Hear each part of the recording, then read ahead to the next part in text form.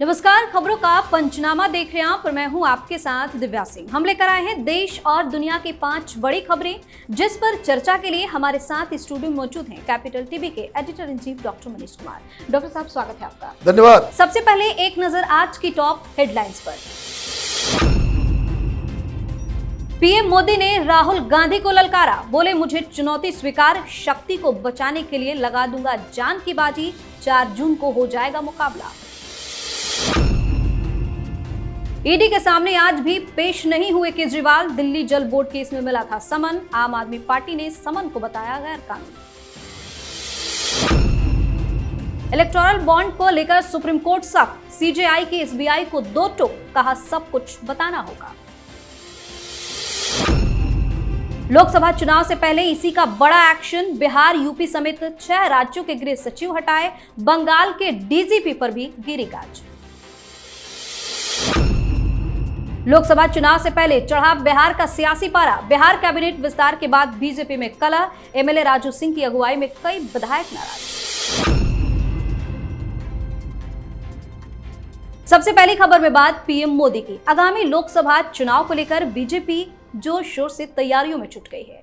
चुनाव प्रचार की कमान खुद प्रधानमंत्री ने संभाली है। इसी के तहत पीएम मोदी आज तेलंगाना पहुंचे, जहां उन्होंने एक चुनावी सभा को संबोधित किया। इस दौरान पीएम मोदी ने कांग्रेस नेता राहुल गांधी को ललकारा।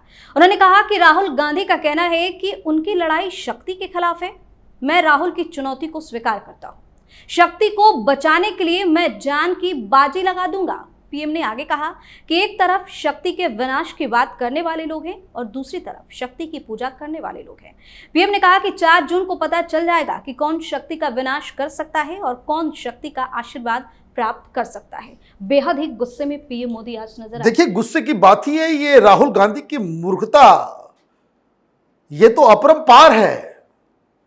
जो व्यक्ति अपने आप को हिंदू कहता हो और शक्ति शब्द का मतलब नहीं जानता हो, उसको तो सार्वजनिक जीवन में रहना ही नहीं चाहिए। वो कहते हैं कि होशियार दुश्मन से ज्यादा खतरनाक होता है बेवकूफ दोस्त। कब आपको फंसा देगा, कब आपकी जान ले लेगा, पता नहीं चलता। राहुल गांधी, जो लोग आरती उतार रहे हैं, उनको बताना चाहिए। ये व्यक्ति अपने आप को जनेधारी ब्राह्मण बता रहा था पिछले चुनाव में, और ये शक्ति के खिलाफ, और बता भी रहा है कि हिंदू धर्म में एक शब्द है शक्ति, हमें शक्ति के खिलाफ लड़ना है। अरे बेवकूफ, हिंदुस्तान में शक्ति के खिलाफ लड़के कौन बच सकता है? ये शिव और शक्ति का कॉन्सेप्ट ना तो इंदिरा गांधी ने और ना ही राजीव गांधी ने, सोनिया गांधी का तो पता नहीं, लेकिन राजीव गांधी और इंदिरा गांधी ने उन्हें बताया तक नहीं। और इतनी बड़ी मूर्खता, कांग्रेस पार्टी इंदिरा गांधी को शक्ति का स्वरूप बताती थी, कम से कम उसको भी ध्यान करके पढ़ लिया होता। ये तो चुनाव से पहले इस तरह का 2-4 मिस्टेक कर देंगे तो ये 450 पार चला जाएगा एनडीए का आंकड़ा, क्योंकि ये लक्षण ही वही दिख रहा है। जी, अगली खबर में बात केजरीवाल की। दिल्ली के मुख्यमंत्री अरविंद केजरीवाल आज भी ईडी के सामने पेश नहीं हुए। दिल्ली जल बोर्ड से जुड़े मनी लॉन्ड्रिंग मामले को लेकर ईडी ने समन जारी किया था और उन्हें पूछताछ के लिए आज यानी कि 18 मार्च को बुलाया गया था। वहीं आम आदमी पार्टी ने केजरीवाल के न जाने की जानकारी देते हुए ईडी के इस समन को गैरकानूनी बताया है। आपने कहा कि जब कोर्ट से अंतरिम जमानत मिल चुकी है तो फिर बार बार समन क्यों भेजे जा रहे हैं? आपका मानना है कि भाजपा ईडी के जरिए केजरीवाल को टारगेट कर रही है। आखिर कब तक आम आदमी पार्टी समन को गैर कानूनी बताती रहेगी? देखिए, ये लोगों को लटका रहे हैं, भटका रहे हैं, उनको भी मालूम है कि जेल जाना है। आतिशी मार लेना। मैं बार बार कहता हूं, ये आम आदमी पार्टी के लोग झूठ बोलने में इतने शातिर है कि सच बोलने वाला व्यक्ति भी उसके सामने उसका कॉन्फिडेंस जो है बिल्कुल डाउन हो जाए। क्या कह रही है ये सफेद झूठ कि जब एक बार हो गया है तो फिर क्यों? अरे भाई, वो केस अलग है, ये केस अलग है। और तुमको जो जमानत मिली भी है शराब घोटाले के केस में नहीं मिली है, वो सिर्फ आपने ईडी के समन्स का निरादर किया, उस केस में अभी शराब घोटाले तक मामला गया कहां है? डर के मारे थर थर कांप रहा है, जा नहीं रहा है। कम से कम ये दिल्ली जल बोर्ड वाले भी चले गए होते तो दिल्ली जल बोर्ड वाले में भी जो है ये गैर कानून बता रहे हैं। भाई गैर कानूनी बताना नहीं बताना ये किसका काम है? ये मुझे लग रहा है कि अपने लिए विपत्ति को जो है बुला रहा है। ये जेल अगर गया तो जिस तरह की इसकी करतूत है, किसी भी कोर्ट से इसको फिर जमानत नहीं मिलेगी। जी, इस खबर में बात सुप्रीम कोर्ट की। सुप्रीम कोर्ट में आज चुनावी बॉन्ड पर सुनवाई हुई। इस दौरान सुप्रीम कोर्ट ने एसबीआई को लेकर एक बार फिर सख्ती दिखाई है। सर्वोच्च न्यायालय ने एसबीआई को 21 मार्च तक चुनावी बॉन्ड से जुड़ी सभी जानकारी शेयर करने का आदेश दिया है। मामले की सुनवाई कर रही सीजेआई की बेंच ने एसबीआई से कहा कि कोई भी जानकारी छिपाई नहीं जा सकती। सीजेआई डीवाई चंद्रचूड़ ने कहा कि हम आपसे जो जानकारी चाहते हैं वो आप अभी तक नहीं दे पाए हैं। आपको हर जानकारी विस्तार से देनी होगी। अब सुप्रीम कोर्ट ने एसबीआई को 21 तारीख तक का समय दिया है। देखिए, सुप्रीम कोर्ट जिद पे अड़ा है कि सब कुछ जो है खुल्लम खुल्ला हो जाए। सही बात है, होना भी चाहिए। और मैं इस पक्ष का हूं कि इस देश में पॉलिटिकल डोनेशन बिल्कुल ओपन होना चाहिए। अब दिक्कत क्या है, जब ये कानून बनाया गया था तो वो सीक्रेसी एलिमेंट इसमें डाला हुआ था कि कौन किस पार्टी को कितना मिला वो मालूम, किसने कितना बॉन्ड खरीदा वो मालूम। अब बस एक कड़ी बाकी है कि किसने किसने क्या खरीदा और उसमें से कितना किस पार्टी को दिया। ठीक, अब कोर्ट कह रही है कि भाई इसको दिखाना चाहिए, बिल्कुल दिखाना चाहिए, लेकिन एक संशय पैदा हो रहा है इससे। जब कानून बनाया गया था कि भाई ये सीक्रेट रहेगा, तो जुडिशरी जो है वो लक्ष्मण रेखा को क्रॉस करते हुए आपने कानून को, हालांकि बात समझ लीजिए, सुप्रीम कोर्ट ने इसे एक करप्ट प्रैक्टिस नहीं बताया है। व्हाट दे हैव सेड कि ये अनकॉन्स्टिट्यूशनल है, गैर कानूनी बता दिया, संविधान के मुताबिक नहीं है ये कानून, ये बताया गया।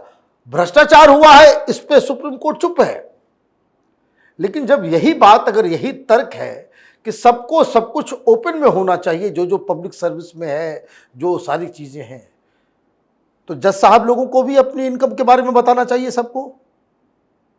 आप में क्या कोई हीरा जवाहरात लगा हुआ है सर पे? भाई आरटीआई के अंदर सुप्रीम कोर्ट क्यों नहीं आती? किस जज की का इनकम क्या है यह देश की जनता का जानने का अधिकार नहीं है?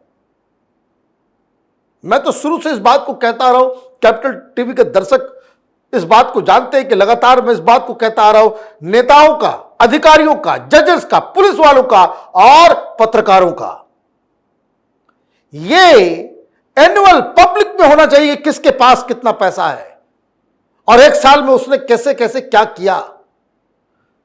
तब जाकर के इसको कह सकते कि अकाउंटेबल। यहां चारों तरफ दलाली चल रही है, आपको एक पॉइंट मिला हुआ है, उसमें जिद पे लोग अड़े हुए हैं। जी, सुप्रीम कोर्ट के बाद अब बात इलेक्शन कमीशन की। लोकसभा चुनाव से पहले भारत निर्वाचन आयोग ने एक बड़ा एक्शन लिया है, जिससे कई राज्यों में हड़कंप मचा हुआ है। चुनाव आयोग ने 6 राज्यों गुजरात, उत्तर प्रदेश, बिहार, झारखंड, हिमाचल प्रदेश और उत्तराखंड में गृह सचिव को हटाने के आदेश जारी कर दिए हैं। साथ ही मिजोरम और हिमाचल प्रदेश में सामान्य प्रशासनिक विभाग के सचिव को भी हटा दिया गया है। वहीं चुनाव आयोग ने पश्चिम बंगाल के पुलिस डीजीपी को भी हटाने के आदेश दिए हैं। अब चुनाव से पहले ये इलेक्शन कमीशन का बड़ा एक्शन देखने को मिला है। देखिए, बहुत सारे लोग कहते हैं कि भाई इलेक्शन कमीशन जो है वो शेर है लेकिन दांत नहीं है उसमें। वो काटना तो चाहता है लेकिन कहीं किसी को पेन नहीं पहुंचा पाता। ये छक्का मारा है, सिक्सर लगा है, और दिक्कत क्या है कि दर्द सबको हो रहा है, कोई कुछ बोल नहीं पा रहा है। कभी कभी शरीर में ऐसा दर्द हो जाता है कि दर्द होता है, बता नहीं पाते। ममता बनर्जी छटपटा रही होगी कि भाई डीजीपी को ही बदल दिया, वो डीजीपी जिसके ऊपर सीबीआई आई थी पूछताछ करने के लिए, सीबीआई वालों को गिरफ्तार कर लिया था। मतलब डीजीपी बदलने का मतलब ये हुआ कि जो लोकल पुलिस का जो सारा कुछ व्यवस्था होगा, किसको कहां डिप्यूट किया जाएगा, ये ममता बनर्जी के कंट्रोल से बाहर चला गया। ममता चीखती चिल्लाती, लेकिन क्या करें, उत्तराखंड में भी कर दिया, बीजेपी की सरकारों में भी कर दिया, बिहार में भी कर दिया, हर जगह तब्दीलियां हो गई। तो कोई ये नहीं कह सकता कि भाई ईडी जो है मोदी के इशारे पे सारा काम कर रही है। तो it is a good thing that has happened.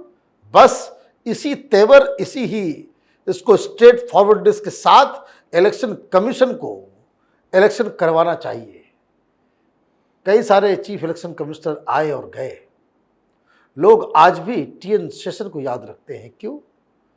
क्योंकि उनकी जो फैसले होते थे वो जनता में साफ साफ नजर आता था कि ये न्यूट्रल फैसला है, ये फैसला एक न्यूट्रल फैसला है, स्वागत योग्य करनी होगी। जी, आखिरी खबर में बात बिहार में बचे बवाल की। लोकसभा चुनाव से पहले बिहार बीजेपी में आंतरिक कलह सामने आ रही है। जानकारी के मुताबिक नीतीश कुमार की कैबिनेट विस्तार के बाद से बीजेपी के 12 से ज्यादा विधायक नाराज बताए जा रहे हैं। पार्टी के नाराज विधायकों ने रात में बीजेपी विधायक राजू सिंह के आवास पर एक बैठक की। इसमें आगे की रणनीति तैयार की गई। विधायकों का कहना है कि सरकार बनाने में विधायकों की अहम भूमिका होती है, लेकिन उन्हें उनके मुताबिक जगह नहीं मिला है। वहीं लोकसभा चुनाव के ऐलान के तुरंत बाद बीजेपी विधायकों की नाराजगी की खबरों ने सियासी पारा को हाई कर दिया है। क्या चल क्या रहा है बिहार में? ये बिहार में तो सब कुछ गड़बड़ ही चल रहा है। जिस तरह की सीटों की घोषणा की गई है, नहीं लग रहा है कि जिस तरह के सर्वे बता रहे हैं उस तरह के रिजल्ट्स आएंगे। बहुत सारे लोग हमसे इत्तेफाक नहीं रखेंगे। अभी उनको लग रहा होगा कि मनीष जी क्या बोल रहे हैं, लेकिन मैं आपको यकीन दिला दूं, मैं अभी बिहार में ही 3-3 राउंड घूम के आया हूं। नीतीश कुमार के खिलाफ जो नाराजगी है, आपने उन्हें 16 सीटें दे दी, लालू यादव 8 नहीं देने वाले थे, वो भाग करके इधर आए, आपने 16 थमा दिया। अब आप देखिए, सारे सर्वे एक तरफ और हम लोगों का असेसमेंट एक तरफ, रिजल्ट के दिन बिल्कुल ये बात साफ हो जाएगा कि पूरे देश में ये भारतीय जनता पार्टी अपना परचम लहरा लेती है। बिहार में ही कुछ ऐसा जिंक्स है कि जो रणनीतिकार भारतीय जनता पार्टी के हैं, उनकी नाव वही पटना के बांस घाट में डूब जाती है।